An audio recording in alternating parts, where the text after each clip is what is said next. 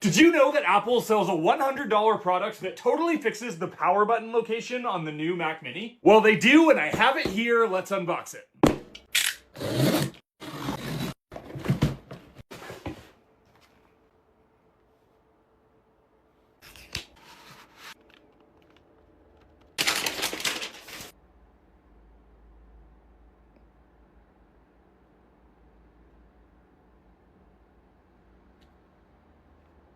Can we stop talking about the power button now? The thing's literally built to not be turned off.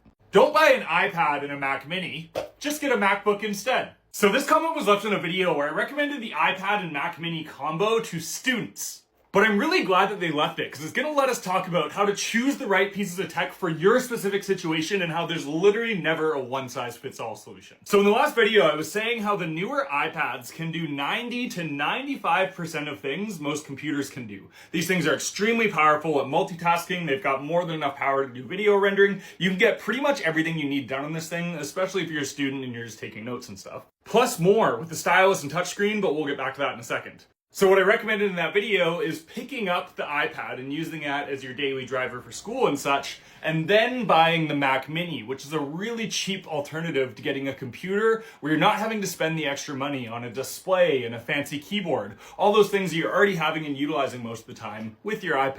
Now, if you're gonna buy a Mac Mini and an iPad, why not just get a MacBook? You get all the power of a computer, and it's cheaper and it's faster. And honestly, that is totally correct. But if you do go with the MacBook, you're losing out on all of the features that the iPad brings. The main reason I recommend iPads for folks in school is the note-taking features on this thing are absolutely incredible. I find personally that physically writing stuff down and be able to jot things down when you're doing equations is like night and day, and I know a lot of people feel the same. And for a lot of students, having that stylus is considered a must-have. That's why I recommended this bundle for students specifically. So let's say you fit in that subcategory of the person who really wants that iPad, they want the stylus feature. It would be kind of foolish to get both a MacBook and an iPad. Because the iPad does so much that the MacBook does, one of these two devices is going to be sitting and not getting used for the majority of the time because they're so similar. Which again is why I recommend the Mac Mini, because you're not paying for all the extra things you're paying for on the MacBook, like the screen and the keyboard and everything. You're getting a much cheaper solution to get access to computing